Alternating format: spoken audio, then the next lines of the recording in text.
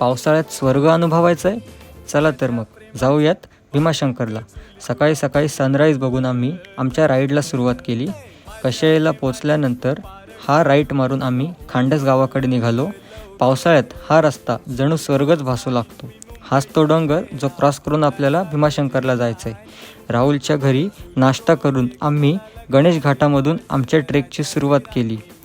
मग चालत, धडपडत, खूप चालत आणि त्यापेक्षा खूपच जास्त चालत आम्ही आंबेघाटात पोचलो. तिथे पाणी आणि नाश्ता करून आम्ही आंबेघाट चढायला सुरुवात केली.